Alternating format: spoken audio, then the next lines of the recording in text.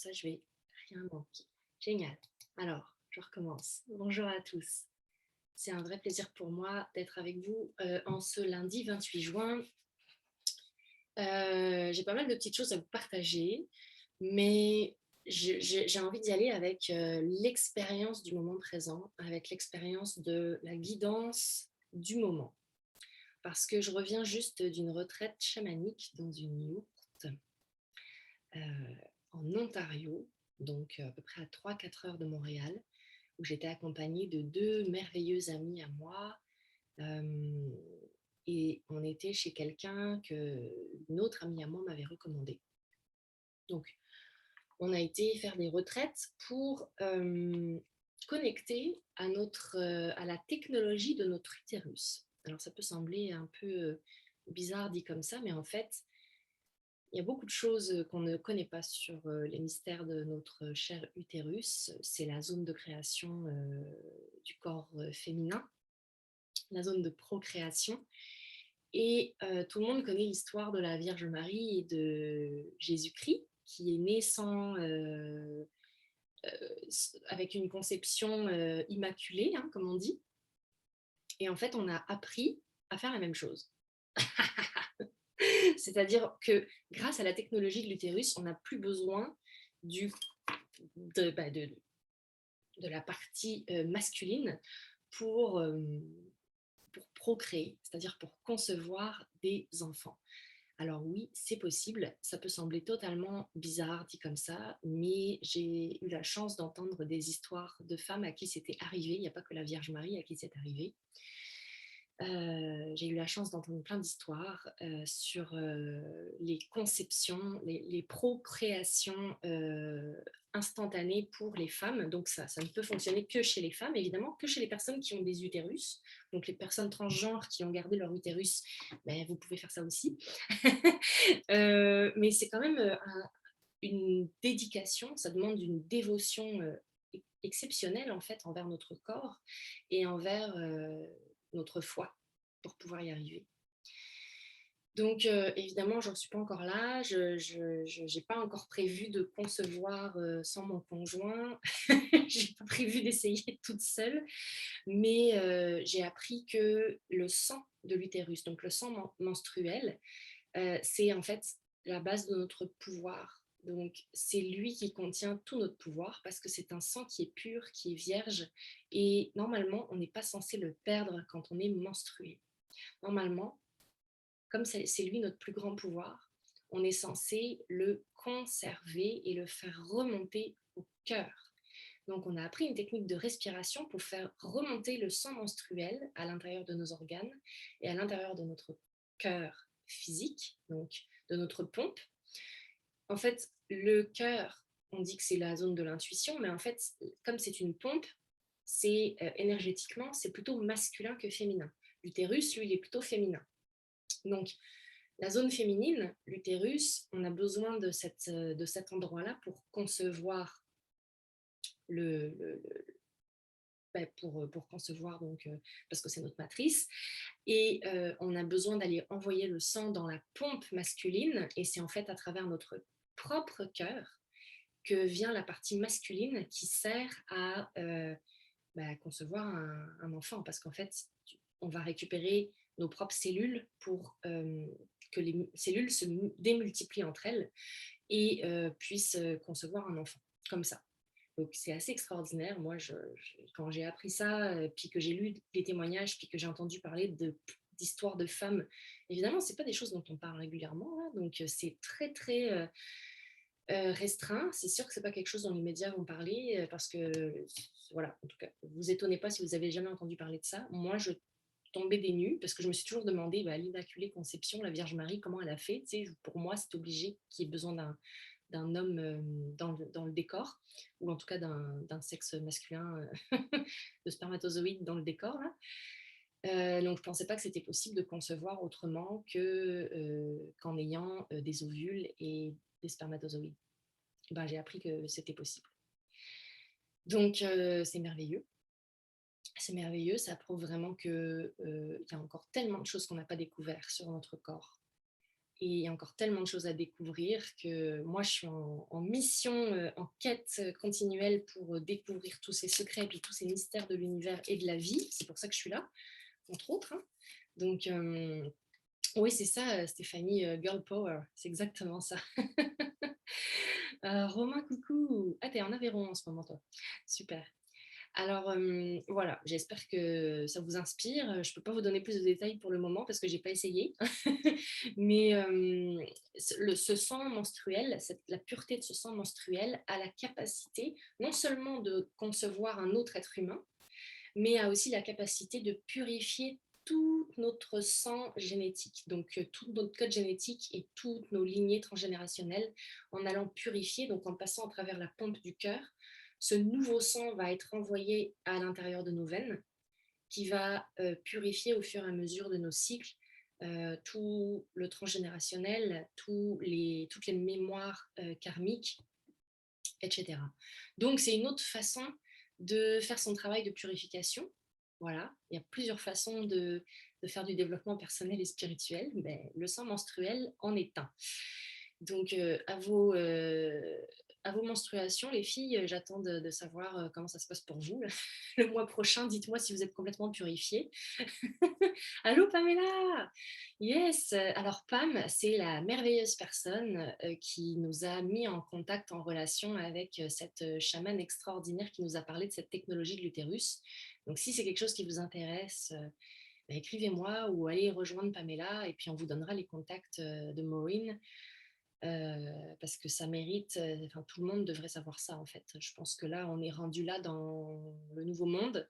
Ça fait partie du nouveau monde, c'est d'être capable de procréer par soi-même, de ne plus croire qu'on a besoin de spermatozoïdes, puis de contrevenir, enfin, de contredire la science en fait, qui pense avoir raison tout le temps. Donc voilà, je vais prendre un petit verre d'eau parce que là, j'ai vraiment soif.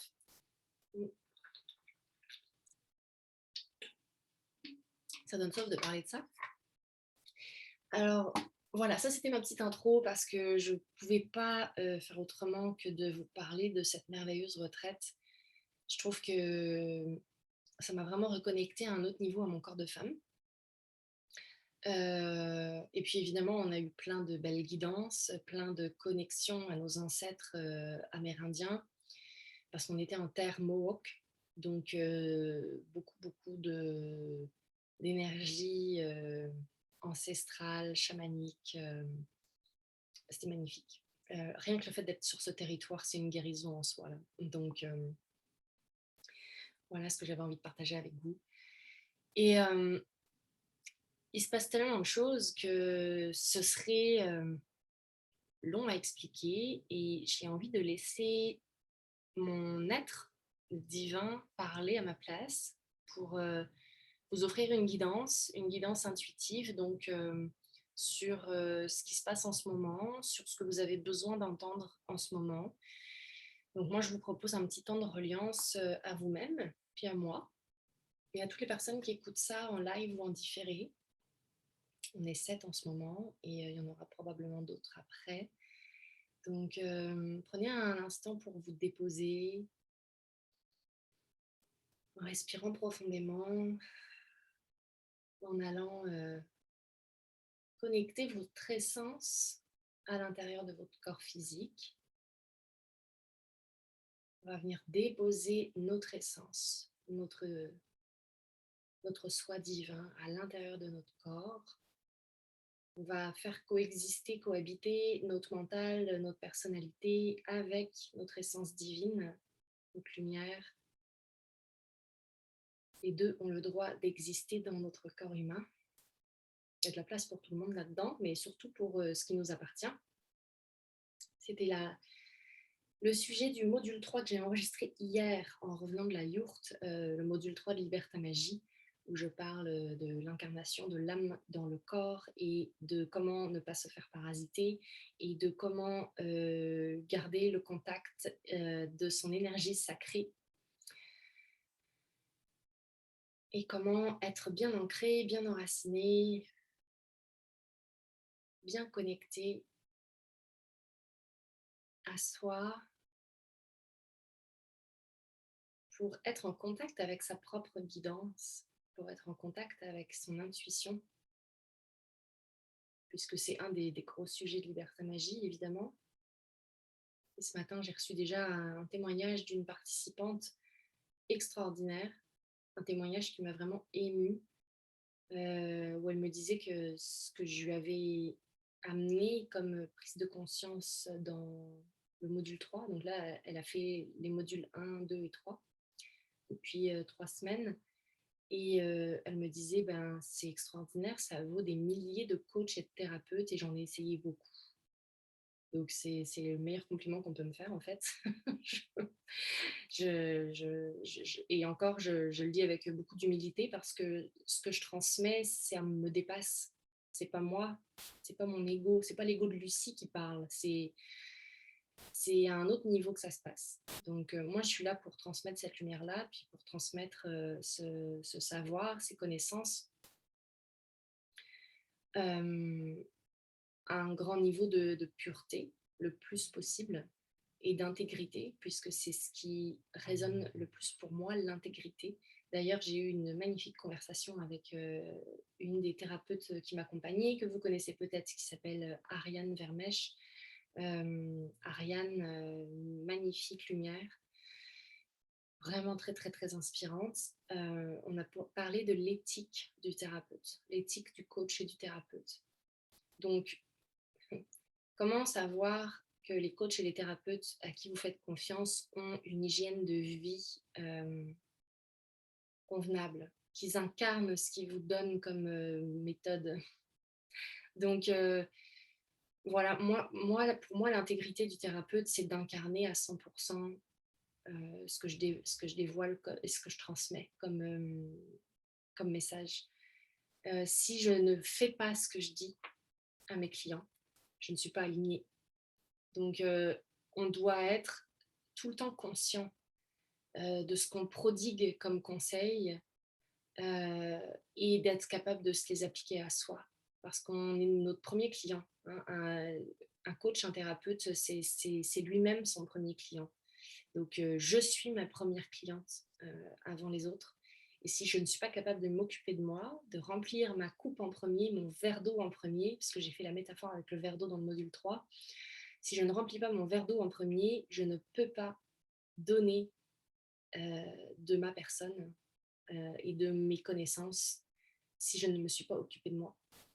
Donc, j'ai pris ces 3 jours-là en nature pour m'occuper de moi, puis pour aller remplir ma coupe de plein de nouveaux savoirs, et puis pour libérer encore plus, pour faire encore plus d'espace en fait au niveau de mes mémoires et de mes lignées, puisque moi aussi je fais ce travail-là constamment. J'œuvre en moi à temps plein. Hein, c'est un travail conscient et constant.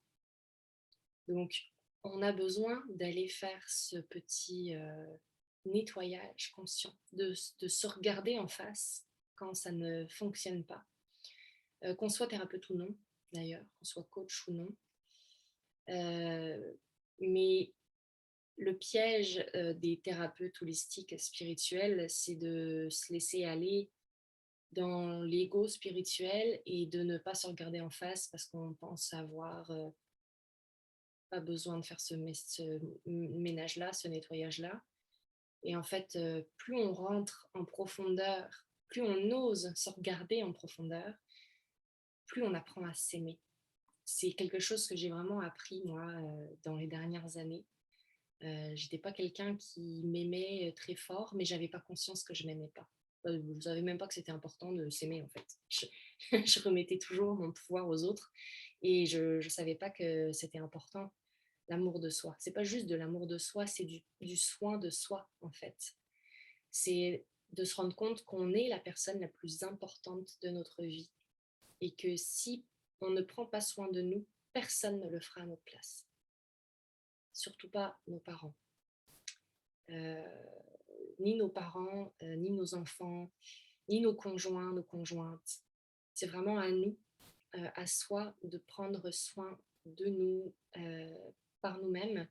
Et quand on ne le fait pas par soi-même, la vie nous met un peu en face justement des petits défis pour nous le rappeler, pour qu'on se rappelle de notre lumière encore plus. Donc, mais quelque chose que j'aime bien dire, c'est la vie ne nous piège pas, la vie ne nous envoie pas des épreuves pour nous tester.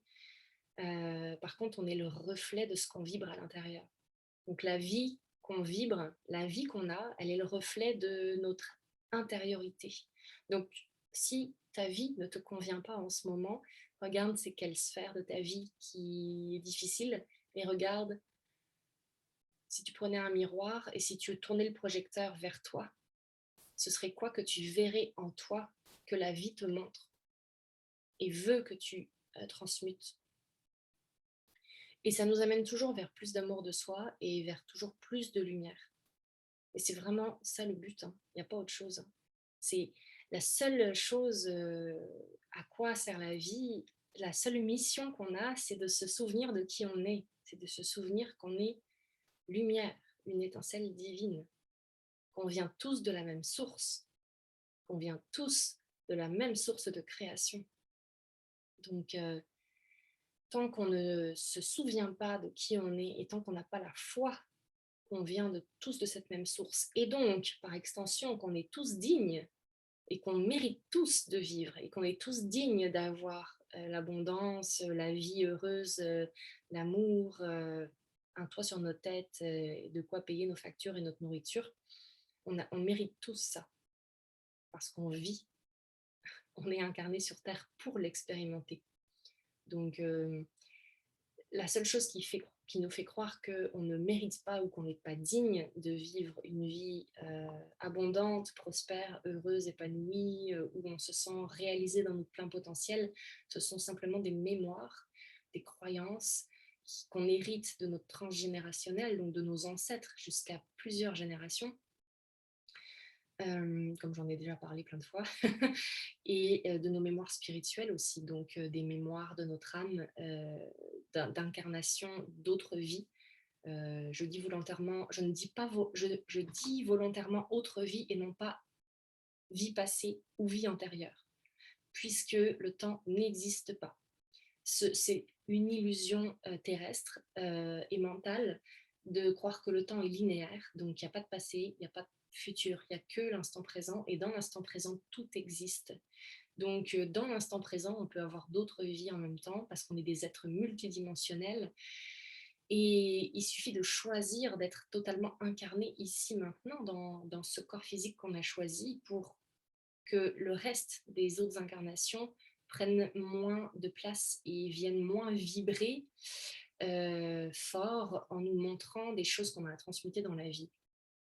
Donc, tout, tout est une forme de conscientisation pour nous amener à conscientiser encore plus ce qu'on a à transmuter, à libérer, pour se rappeler qu'on est de la lumière.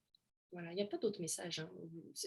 En fait, ce que je suis en train de vous dire là, c'est ce que je répète tout le temps. Peut-être que je le dis d'une manière différente, mais je ne suis pas en train d'inventer une nouvelle chose. C'est mon message principal, c'est on est tous de la même source, nous venons tous de la même source, nous sommes tous une lumière incarnée dans un corps physique qui faisons une expérience d'incarnation terrestre et que ce sont les mémoires d'autres vies et les mémoires transgénérationnelles qui nous empêchent de nous souvenir de notre lumière. Donc plus on va transmuter, transformer en lumière, métamorphoser en lumière ces zones d'ombre, ces mémoires qui sont des zones d'ombre, qui sont dans notre inconscient, qui sont inscrits dans notre inconscient, tant qu'on fait confiance à notre conscience seulement pour savoir ce qui se passe dans notre vie, on est à côté de la plaque. Parce que la plus grande partie des messages de notre corps se trouve à l'intérieur de notre inconscient. Notre corps a accès à tout notre inconscient, à toutes les mémoires cellulaires, à toutes les mémoires du transgénérationnel et à toutes les mémoires de notre âme. Donc, on n'a pas besoin d'aller faire des millions de thérapies différentes. Quand on a, par exemple, l'acné, on a directement accès à l'inconscient pour comprendre c'est quoi qui bloque, c'est quoi la source du blocage principal. Et plus on va aller chercher la source du blocage et non pas juste les petits blocages superficiels Hein. Des fois, on focalise sur des problématiques qui, en fait, sont juste des ramifications d'une problématique plus grosse. Le but, c'est d'aller chercher la plus grosse problématique, qui généralement relève de l'amour de soi, hein, pour faire ça très très rapidement. C'est un gros raccourci, mais l'amour de soi, je pense que c'est une des bases.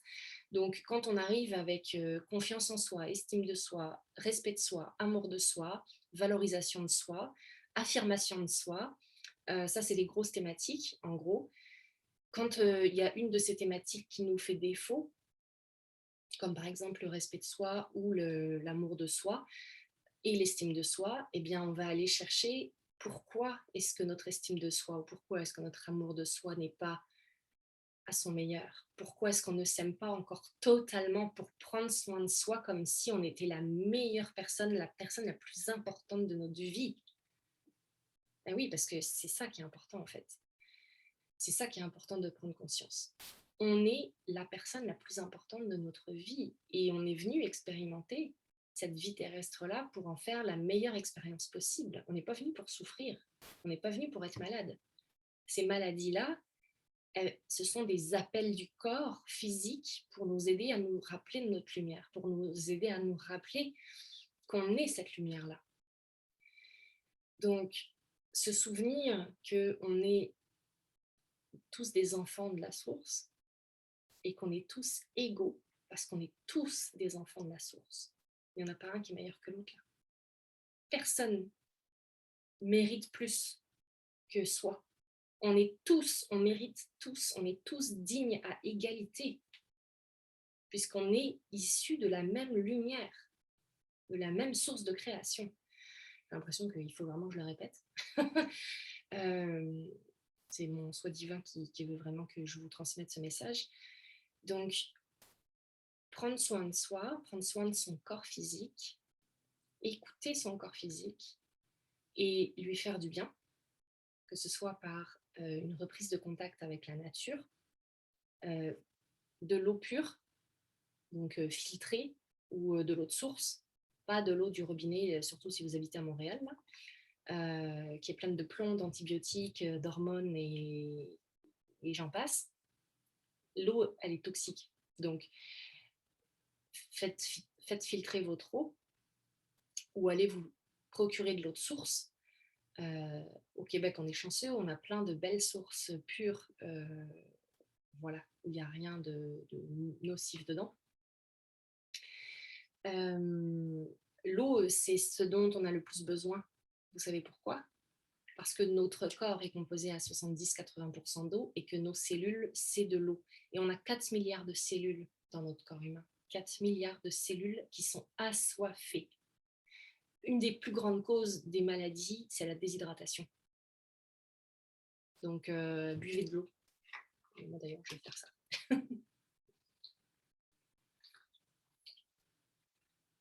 Des fois, on a des migraines, on a des maux de tête, puis on va se précipiter sur un Advil. En fait, juste le fait de boire un verre d'eau, souvent, va venir désenfler, va venir enlever l'inflammation qui crée le maux de tête. Parce que l'inflammation, c'est de la réparation. Pour ceux qui ont fait le cours de symbolique biologique avec moi, vous le savez déjà, tout ce qui est inflammation, tout ce qui se termine en it, comme maladie dans le corps humain, comme une rhinite, bref, j'ai juste ça qui vient en tête, la rhinite, c'est de l'inflammation. Donc ça veut dire qu'il y a une chaleur qui se crée, qui crée de la dilatation, mais c'est le corps qui se répare, qui s'auto-répare tout seul. Donc nous, on a le symptôme quand le corps est en phase de réparation. Souvent, quand on a un symptôme, on pense que c'est une maladie. En fait, non. Souvent, la maladie, elle est silencieuse. C'est 80% des maladies qui sont en fait des phases de réparation. Et il y a deux phases principales dans la maladie. Il y a la phase active et la phase de réparation. Oui, Jérôme, tu penses à l'arthrite, évidemment. Donc oui, voilà, c'est une phase de réparation, l'arthrite. Mais ce qui pose problème, en fait, c'est que on crée des conflits sur les conflits de réparation. Donc, on va créer une maladie sur la maladie. Et ça fait comme un cercle vicieux. C'est ce qu'on appelle un PCL, ce qu'on appelle le post-conflictolyse en balance. Donc, c'est ça qui va faire en sorte que la maladie continue en boucle et ne se guérit pas finalement par elle-même toute seule, même si normalement elle est censée. Donc si on a une hygiène de vie irréprochable, qu'on fait de l'activité physique modérée, pas de la performance ultra sportive euh, extrême, qu'on boit suffisamment d'eau pure, filtrée, et qu'on mange une alimentation principalement végétale. C'est mon chum Jérôme qui me répète ça souvent, mais on a un estomac, un système digestif de gorille. Donc les gorilles, qu'est-ce qu'ils mangent? Des noix, des fruits, des graines, des herbes. Ils ne mangent pas de viande, ils ne mangent pas de produits laitiers, ils ne mangent pas de gluten, ils ne mangent pas de pain. Tout ça, c'est une hérésie totale pour notre corps.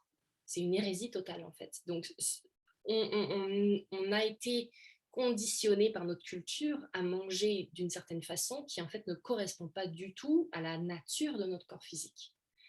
Techniquement, l'être humain, c'est un cueilleur-chasseur, si on regarde nos ancêtres. Donc, il mangeait ce qu'il pouvait cueillir dans les arbres, puis c'est tout.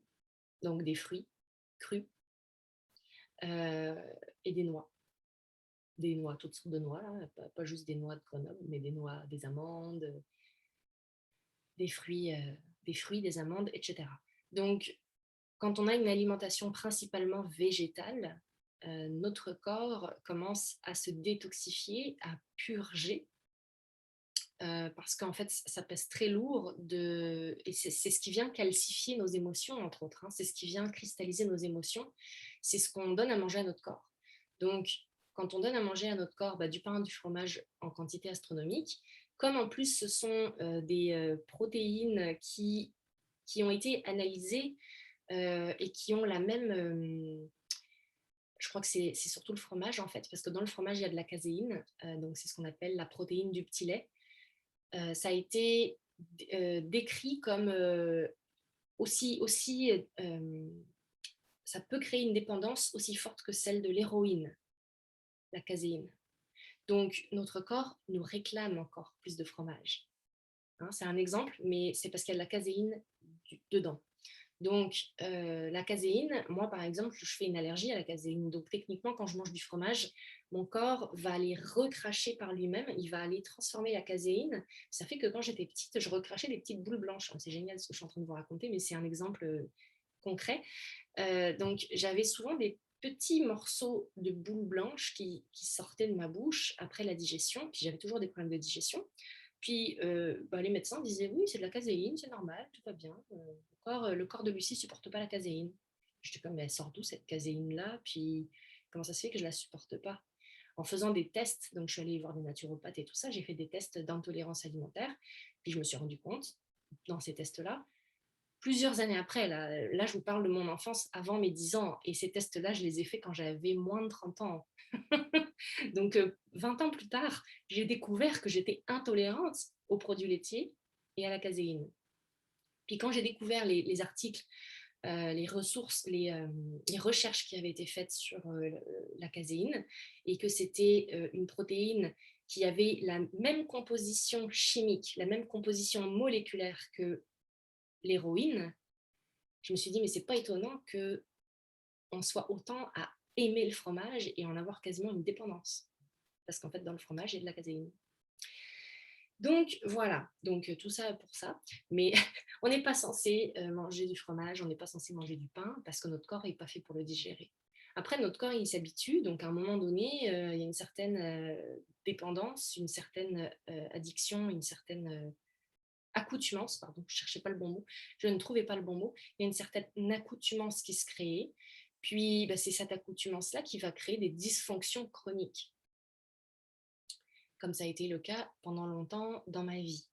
Donc voilà, ça ne veut pas dire que du jour au lendemain, on doit arrêter de manger tout ce qu'on mange et puis qu'on doit juste se nourrir de fruits et de légumes crus ou cuits à très basse température, comme le précise Jérôme. Merci Jérôme. La cuisson à très basse température pour ne pas perdre les minéraux et les vitamines. Il me semble que c'était vraiment important que je vous parle de ça aujourd'hui, hein. Je suis juste connectée à ce que vous avez besoin d'entendre, donc je ne sais pas qui est derrière l'écran aujourd'hui avec moi, mais ça semble important que je renomme ça. Euh, donc, merci de votre écoute. En tout cas, n'oubliez pas qu'on a un système digestif de gorille et qu'on est censé manger à peu près comme eux si on ne veut pas se retrouver avec des maladies chroniques. Alors, Maryse, excellente question. Le lait de soya, les dérivés du soya, qu'en penses-tu? Le soya, le problème du soya, c'est que ça vient activer de l'oestrogène. Donc, c'est pas vraiment très très bon sur du long terme. En fait, c'est parce que ça vient activer des hormones. Donc, justement, dans certaines thérapies, on va utiliser le soya pour aller donner des oestrogènes, enfin pour aller réactiver le taux hormonal d'oestrogène à ceux qui en ont besoin. Donc, ça peut créer des déséquilibres hormonaux qui sont très importants, notamment chez les personnes complètement véganes ou végétariennes qui ne mangent pas du tout de produits animaux. Donc, pour profiter au mieux du lait de soya, enfin du soya, on va dire, parce que le soya en tant que tel n'est pas à bannir, c'est sa production qui crée une déficience. Donc déjà, il faudrait qu'il soit totalement bio pour être sûr que ce soit de la bonne qualité. Malheureusement, la plupart du soya est transgénique, il y a des OGM dedans. Donc voilà, voilà, moi déjà, ça ne me donne pas tellement envie d'en manger. Si je sais que ça a été transformé chimiquement, merci. Mais si on veut vraiment bénéficier des bienfaits du soya, parce qu'il en a plein, c'est une plante. Donc voilà, il vaut mieux choisir du soya fermenté. Donc tout ce qui est miso, sauce soya, ça passe. La sauce soya sans gluten et sans sel ajouté, on s'entend, parce que sinon, la sauce soya qu'on trouve dans les restos asiatiques, c'est blindé de farine, de dérivés du blé et de sel.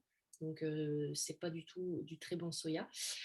Mais donc, soya fermenté. Donc, le tempeh, c'est une très bonne façon de consommer du soya. Et le miso, c'est selon moi la meilleure façon de consommer du soya. Donc moi, je consomme le soya seulement sous cette forme-là, tempeh miso, et avec de la sauce soya quand je veux faire mes sauces. Mais je ne mange pas de tofu. Je ne bois pas de lait de soya.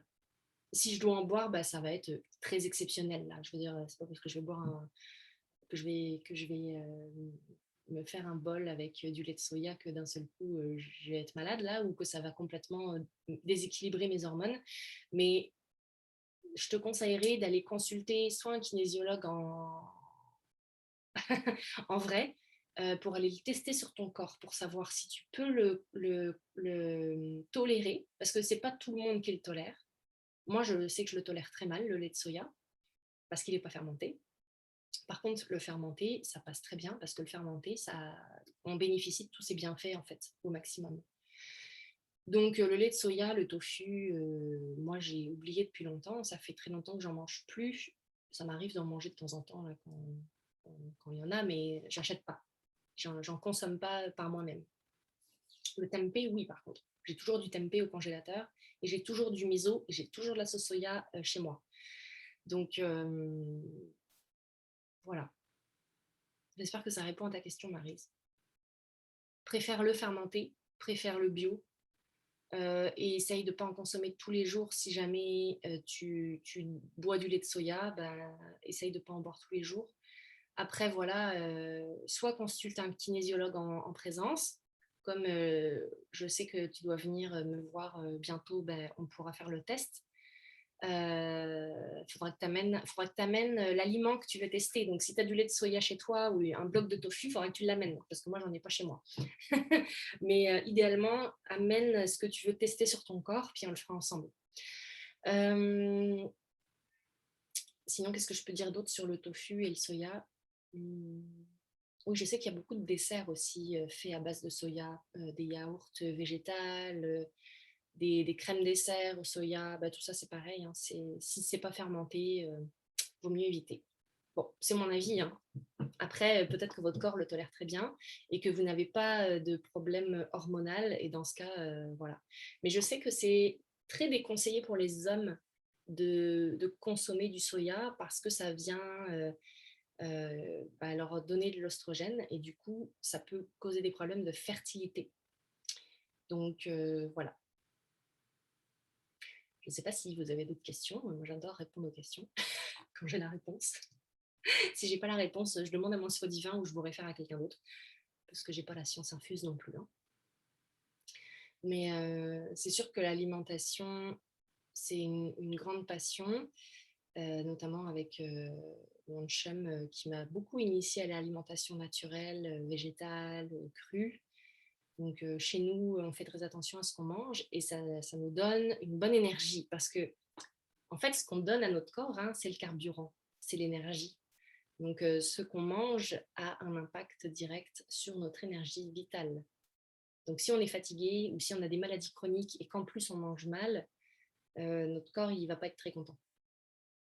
Mais après, c'est toute une éducation parce que c'est sûr qu'on ne change pas du jour au lendemain quelqu'un qui a l'habitude de manger du fast-food tous les jours ou des pizzas, des burgers, des trucs pleins de gluten et de produits chimiques. C'est sûr que si je lui donne du jour au lendemain de dire bon, à partir de maintenant, tu manges des amandes et puis du tempeh, il va pas être très content. Allô Jacinthe, coucou, je suis trop contente de te voir.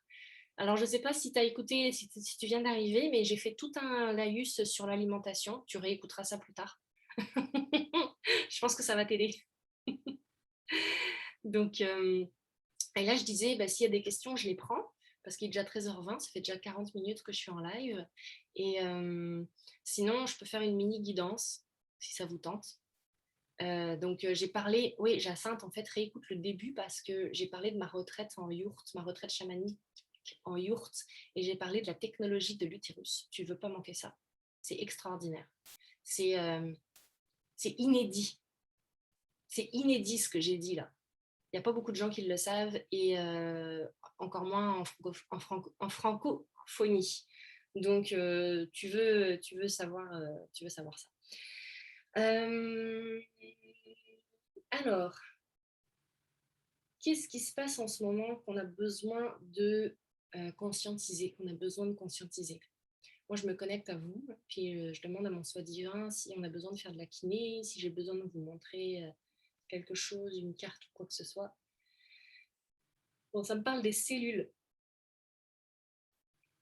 Ça me parle, bon, ça me fait bailler, peut-être que ça va vous faire bailler aussi. Le bâillement, c'est un signe de changement vibratoire en passant, changement de fréquence. Quand on baille, c'est qu'il y a une transition vibratoire qui se fait chez nous. Alors, ça me parle de cellules. En fait, il ne faut pas oublier que toutes nos cellules sont interreliées entre elles, tout comme nous sommes tous interreliés entre nous. Donc, tout ce que l'on fait individuellement a un impact sur le collectif parce que nous faisons partie d'un tout. Qu'est-ce que j'ai d'autre à vous dire? Je vais me connecter, puis je vais aller demander de quoi on a besoin, qu'est-ce qu'on a besoin de conscientiser.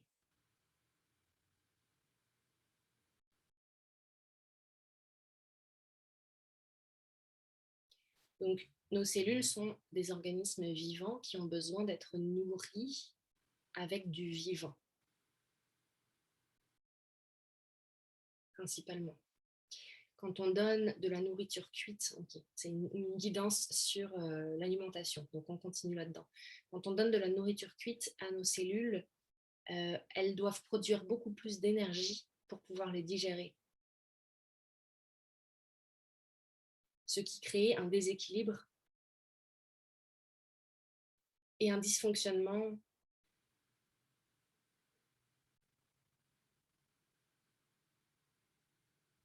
dans les fonctions du corps physique. Le système digestif n'a pas été conçu pour digérer la plupart des produits que les humains consomment.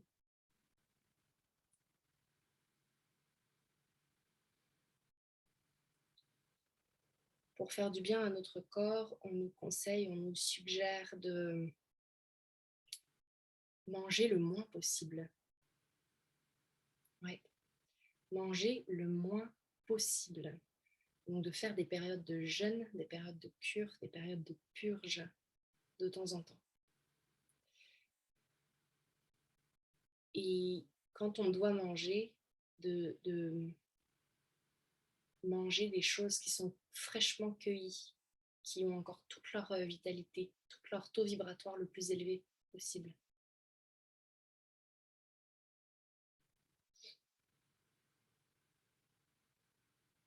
J'avais déjà lu ça, que en fait, la nourriture, quand on l'achète, quand on fait des courses, quand on va à l'épicerie, puis qu'on achète des légumes, puis ce qu'on met au frigo, normalement, on ne devrait pas garder plus que 24 à 48 heures ce qu'on achète. À partir de 24 heures, 48 heures, les minéraux et les nutriments disparaissent, même si c'est cru. Donc, en fait, notre mode de consommation, le mode de vie de la société où on nous incite à aller faire des courses, puis techniquement, on était censé vivre pas en ville, mais justement proche de la nature et d'aller cueillir ce qui poussait sur le terrain où on vivait. Donc, on n'est pas censé non plus produire, aller manger des choses qui sont importées. Si ça ne pousse pas sur le territoire local, notre corps n'est pas censé le digérer. Donc, ça répond aussi à ta question, Maryse, ça, je pense. Ça répond à la question, mais je veux dire, ça va encore plus loin que ce que je vous ai dit tout à l'heure. En gros, on ne devrait pas manger autre chose que ce qu'on trouve sur le territoire local, donc, et de saison. Donc en ce moment, qu'est-ce qui pousse au Québec, pour ceux qui sont au Québec? On a des petits fruits, on a beaucoup de fruits quand même. En légumes, je ne sais plus trop si on est encore dans la saison des asperges et des peut-être de violon, mais je ne pense pas. Donc les légumes de saison, là, je ne sais pas trop ce qui pousse, moi. Je ne suis pas une experte en légumes, hein, mais on serait censé manger les petits fruits qui poussent au Québec. Voilà, donc... et on serait censé manger que ça. On ne serait pas censé mélanger et mixer autant de choses différentes non plus, parce que ça, pour nos cellules, c'est tout un travail. Notre organisme, il est constamment en train de bosser. Est-ce que vous le savez, ça, à quel point notre organisme, on lui demande énormément pour digérer. Puis bon, et justement, quand on mange des choses lourdes, avec un taux vibratoire bas, notre corps va avoir encore plus de mal à le transmuter, hein, parce qu'on a tout un tas de cellules. Ouais.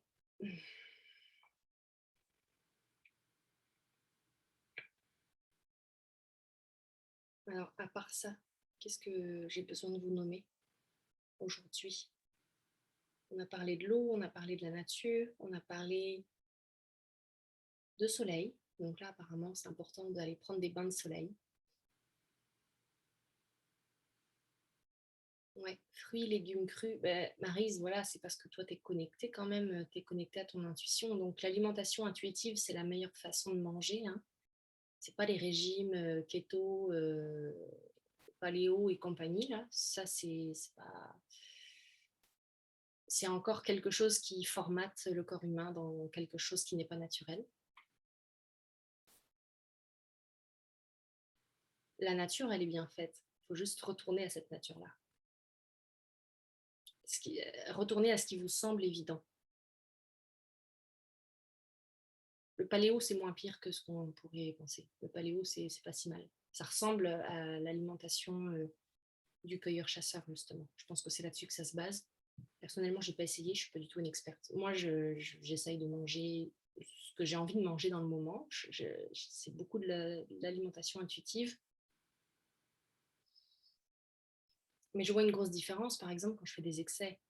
Par exemple, les jours où je vais manger de la pizza, ou que je vais boire une bière, ou voilà, ça m'arrive pas souvent, mais de temps en temps, ça m'arrive, surtout l'été. Donc, je vois vraiment la différence dans mon corps physique, surtout le lendemain. C'est pas tout de suite que je vais la voir la différence, c'est le lendemain. Le lendemain, je vais me sentir plus lourde, je vais me sentir plus fatiguée, je vais me sentir plus envie de rien, un peu de mauvaise humeur. Et je sais que c'est mon corps qui détoxifie ce que je lui ai donné à manger la veille. Donc le processus de détoxification, ça fait aussi monter des émotions. C'est pour ça qu'on conseille de faire des purges, des cures et des jeûnes régulièrement. Donc, moi, ça fait à peu près 1 an que je m'intéresse à ça de plus en plus. J'ai fait un jeûne de 7 jours l'année dernière, qui était vraiment une expérience puissante pour moi. Mon chum a fait un jeûne de 21 jours, donc lui, il a été next level, en sachant qu'il n'avait jamais fait de jeûne avant. Donc, c'est un processus puissant, c'est pas fait pour tout le monde. Ça demande d'être accompagné par un naturopathe ou par quelqu'un qui est passé par là. Il ne faut pas se lancer là-dedans tout seul parce qu'il faut préparer le corps au jeûne, puis il faut le préparer à sortir du jeûne aussi. Donc, ça se fait pas n'importe comment. Donc, moi, mon jeûne de 7 jours, il m'a transformée. J'ai refait un jeûne de 3 jours et demi en mars, qui était intéressant, mais pas aussi puissant que le premier. Donc, c'est là que je me suis dit, le minimum qu'il faudrait que je fasse, c'est 5 jours.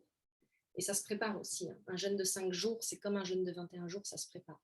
5 jours avant et 5 jours après, il y a une descente alimentaire et une reprise alimentaire qui est aussi importante que le temps du jeûne qu'on fait.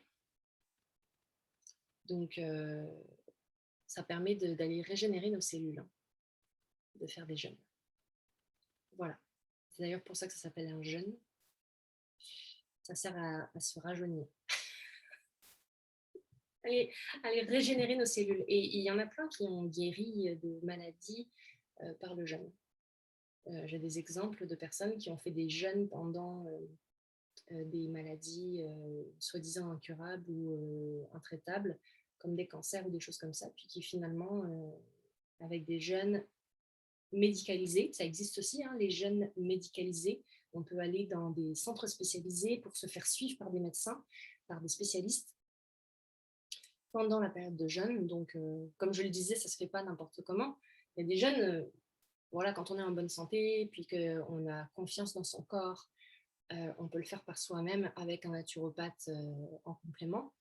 Mais quand on a des problèmes de santé ou qu'on a des déficiences, des carences, des maladies ou tout simplement qu'on n'est pas en très bonne santé ou qu'on est âgé, il vaut mieux se faire suivre par un médecin spécialisé. Voilà. Eh bien, aujourd'hui, on dirait que la guidance est terminée. Je ne vois rien d'autre à vous dire à part de prendre soin de vous, de faire attention à votre alimentation. C'est pas la première fois que je vous parle d'alimentation, donc je sais que c'est important.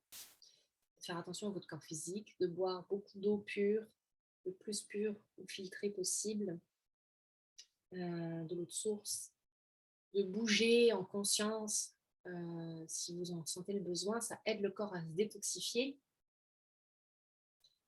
Et puis de prendre soin de soi, parce que j'ai parlé de l'hygiène du thérapeute, du coach. Les gens qui nous accompagnent, on ne sait pas comment ils vivent, mais c'est important de savoir comment ils vivent. Parce que s'ils n'ont pas une hygiène de vie intègre à leur pratique de thérapeute et de coach, ça décrédibilise et ça fait que leurs séances sont moins efficaces. Parce que du coup, ils n'ont pas un taux vibratoire très élevé. Moi, je fais confiance au taux vibratoire. C'est mon ressenti, c'est mon intuition, mais je ne vais pas voir n'importe quel thérapeute ou quel coach. Voilà. Faites confiance à ce que vous ressentez.